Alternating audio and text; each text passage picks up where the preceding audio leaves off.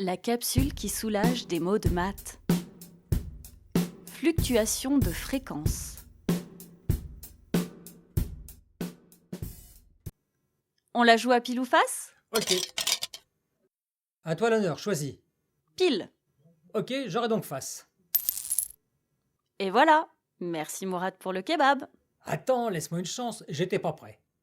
On recommence, mais cette fois-ci avec une de mes pièces. Vas-y, choisis. Allez, face.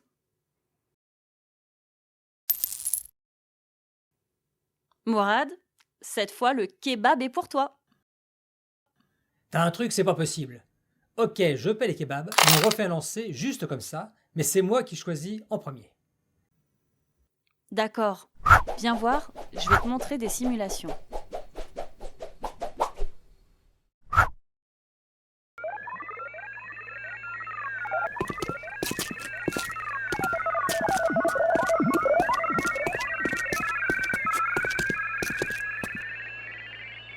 Je choisis pile. Pas de souci, je prends face. Ce n'est pas logique. On dirait que le hasard fait n'importe quoi. Oui et non. Ça dépend de ce que tu entends par hasard. J'ai créé un tirage aléatoire qui me donne des valeurs 0 ou 1 auxquelles j'ai associé respectivement pile et face. La fonction aléa génère un nombre entre 0 et 1 et la fonction ENT garde la partie entière. C'est pour cela que tu gagnes tout le temps, tu t'entraînes. Maintenant, je peux faire autant de tirages que je veux. Par exemple, 10 tirages consécutifs. Il y a plus de faces que de piles, c'est bizarre. Non, car si je rafraîchis l'écran, l'ordinateur recalcule et les résultats changent.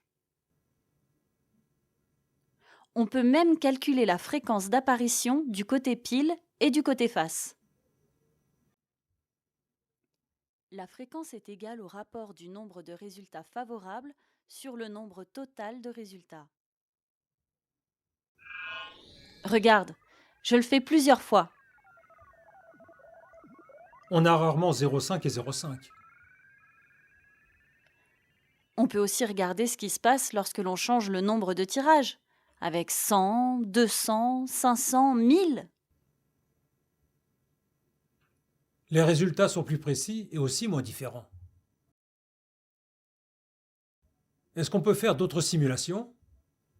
Bien sûr, on peut simuler des lancers à 2 solutions, comme un lancer de punaise.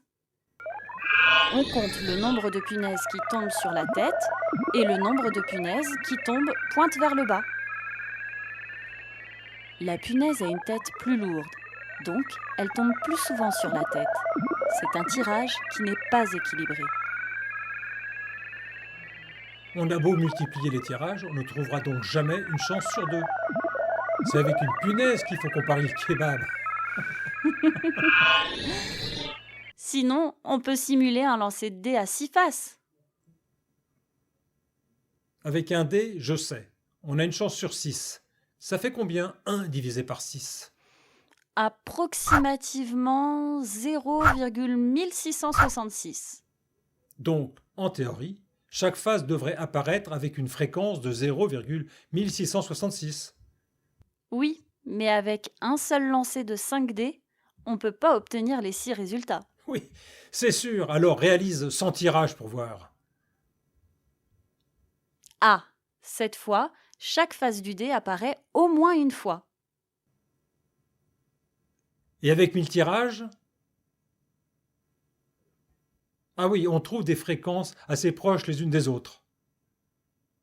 Je crois avoir compris que les fréquences d'apparition des faces changent énormément en fonction du nombre d'expériences.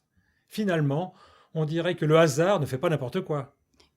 Comme je te le disais en rigolant, avec un seul tirage, on ne peut pas avoir une fréquence de 0,5 de pile et 0,5 de face.